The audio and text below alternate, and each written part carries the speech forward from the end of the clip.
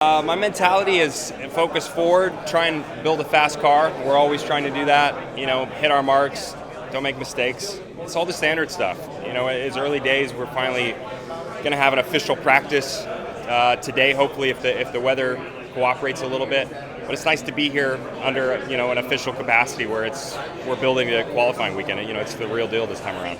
I don't know if you told everybody, but I like that we've already been planning stuff for next year, potentially, right? So we're not shy about the fact that, we do have an opportunity to win it again next year. I know the probability is extremely low.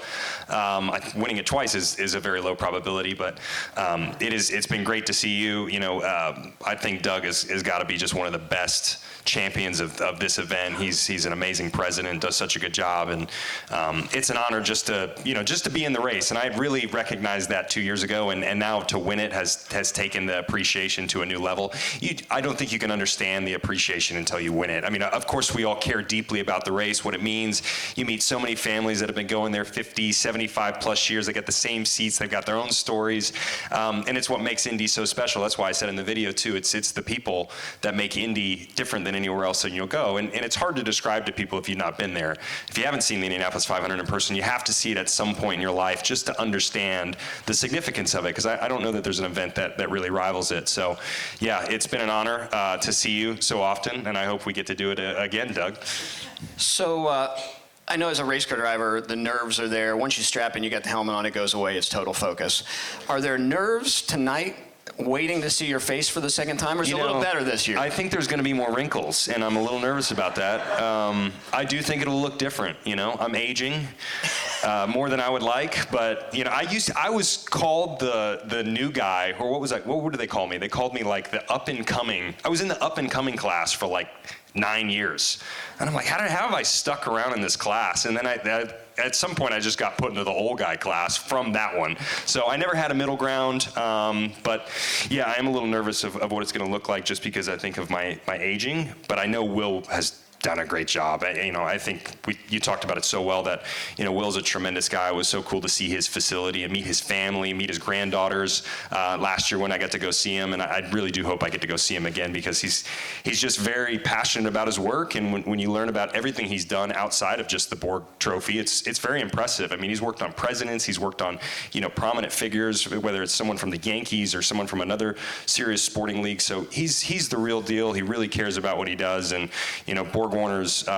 basically their passion for making sure that this iconic trophy, stays this way and stays basically, what's the way to put it? I would say it's just captured, it's frozen in time in a lot of ways. You see the history of what the Indianapolis 500 is, so it's a very cool process to go through. It is a cool trophy, and I think that's what makes it so special. The relationship with Borg and the Speedway, the automotive connection it's really one of those connections that makes sense. But we've had an opportunity to have this trophy all over the place. We actually had it on Capitol Hill a couple of years ago, and it ended up on the front page of the Congressional Register because people are so fascinated when they see it. It's a beautiful. All right, Josef, back to back, you did something that hasn't been done in over 20 years. So talk about what emotions you're feeling right now, and also how good does it feel to silence all the doubters? Just a tremendous amount of pride for my team. You don't win this race without the best car in the grid, and I felt like we had it. This team's incredible. They locked out the front row. They won the pit stop competition, and they delivered today. So, yeah, very, very proud. It's an honor to drive the Shell car, and Team Chevy gave us everything we needed this month. So, yeah, I'm so prideful leaving here now. 2 in a row is a dream. I never thought I'd win at this place, and to win it last year and to follow it back up this year is, just something I could never have imagined.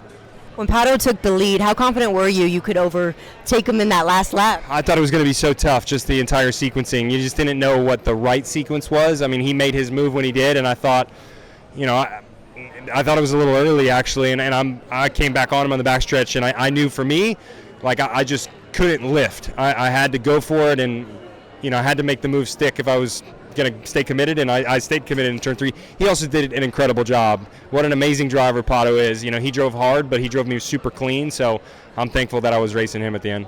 It is mentally draining to be here for 3 weeks, and just to know that you really only have, one opportunity, and it comes down to today, and that's the day you've got to be perfect and great, and everything's got to work out.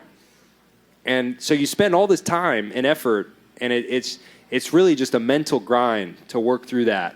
The more you've been here and the more it's not worked out, the more that grind really, starts to gnaw at you. I don't necessarily subscribe to the fact that if you don't win the 500, your career is a failure. But I think a lot of people, really view this race and this championship with that lens, that the 500 stands alone, and that if you're not able to capture one, then the career really is a failure in a lot of ways. So it's impossible to not recognize that or to absorb that from people when you're here. And I just didn't know if circumstance would ever work out where it would really, come to be where we could win the race. And I just said, especially after 19, where I did have an opportunity to win the race and we fell short, I said, if I'm ever in a position again to win this race, I'm not coming back with a top 5 result. I just don't care. I don't care what happens. You come here to win the race, and we're going to do that.